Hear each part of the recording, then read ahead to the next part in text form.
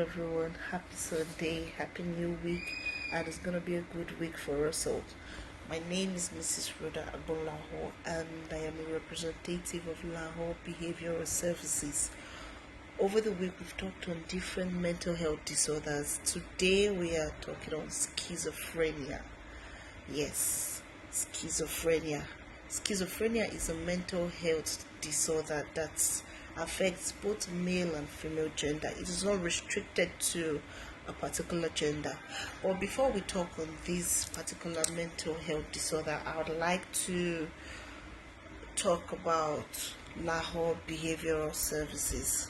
Yes, Lahore Behavioral Services is a Katy-based mental health rehabilitation agencies that help people with mental health disorders such as schizophrenia, bipolar disorder, mania, panic disorder, conduct disorder, ADHD, and so much more.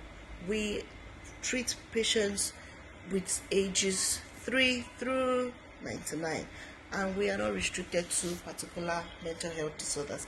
If you feel you cannot come around because of the pandemic, the COVID, yes, we still do online treatment. So you can reach us on 8322304487.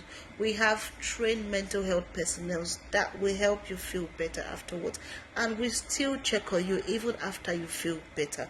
So why don't you just call us, send us a text, or visit our office, our website www.lahorebehaviorals.com. Yeah, back to today's topic, which is schizophrenia. Have you heard about schizophrenia? Who is a schizophrenic patient? What are the factors that affect, or what are the 4 major things that cause this particular mental health disorder? All this and more we are going to learn today. Yes, what is schizophrenia? Schizophrenia, yeah. As the name implies, schizophrenia is a mental health disorder that affects the way you think, feel, and behave. Those are the 3 basic things. Nothing to add, nothing to subtract. It affects the way you think, you feel, and you behave.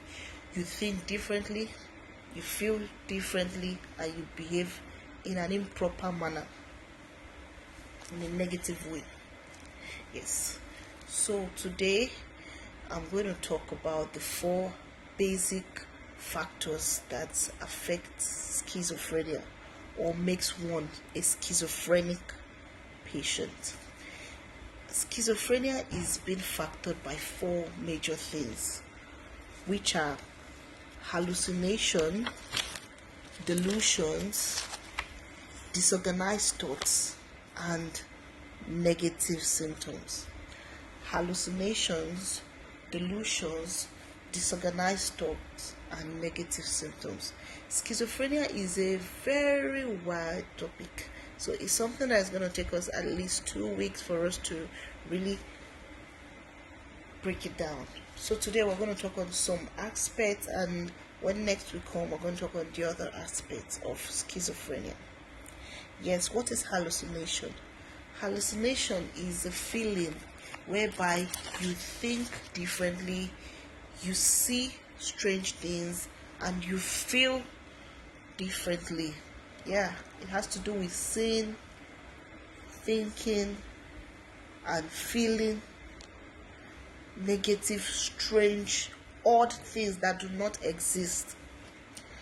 So when you say someone is hallucinating, that means the person is seeing objects or strange things that are not necessary, that do not exist. The person hears strange voices, and the person feels strange things on his or her body, and these are things that are not existing. We have 3 types of hallucination. We have the auditory hallucination, we have the visual hallucination, we have the tactile hallucination. Auditory hallucination, the visual hallucination, and the tactile hallucination. As the name implies, auditory has to do with hearing. So that means the person hears strange things, you hear strange voices. You can see a patient walk into your office and tell you, oh doctor, yeah, I hear strange voices and I don't know what's wrong with me. Yes, that person has schizophrenia. That is the auditory aspect of schizophrenia. When we have the visual aspect, you see strange things and you cannot explain what you're saying, but you know you're saying something. That is the visual aspect of schizophrenia. Then we have the tactile. You feel strange things, like you can feel your skin is swollen when it's not like that. You can feel like there's something on your body when it's not even there. That is the tactile schizophrenia. Yeah. So we have talked about the auditory hallucination, the visual hallucination, and the tactile hallucination. We're going to go to the second aspect, which is delusion. What is delusion? Delusion is a belief of trying to act on something that is not real. You believe something exists when it doesn't even exist at all. And there are two types of delusion. We have the percussatory delusion and the grandiose delusion. The percussatory delusion is the one whereby you feel as though there is something in you that is controlling your being. You can tell somebody, yeah, I know you have placed a chip in my brain for me to think this way. Yeah, I know you're controlling me, which you know is not even possible or it's not even happening. That person is exhibiting the percussatory delusion. Then we have the grandiose delusion. The grandiose delusion is the kind of delusion where you think highly of yourself. You feel as though you are a mini god, or you are a god with a small g. You try to feel like, oh yes, I am Jesus Christ, I am royalty, I am a king, when you know you are not even close to that attribute. That is grandiose delusion. Yeah. Then we have the disorganized thoughts. Disorganized thoughts, this is when the patient practices ways of trying to bring out words that do not exist. When they talk to you, they use words that do not even exist. They just say things that are not real. They just talk in manners or ways that you know when you place one or two, these things are not real. And these are known as neologisms. Yeah, neologisms. neologism. Neologisms. These are words that are used by these patients and do not mean anything. So they behave improperly, they try to do things irrationally, they are always very reserved to some extent. They don't want to go close to anybody, but they just have a belief that is negative and you cannot change it because it's always very difficult for them to. So we have the negative symptoms. The negative symptoms is when you find a patient try to isolate himself from others, having internal problems. Internal problems in the sense that you just want to keep to yourself. You don't want to mix up. You just want to be alone and you are cool with it. You are not just ready to meet with anybody.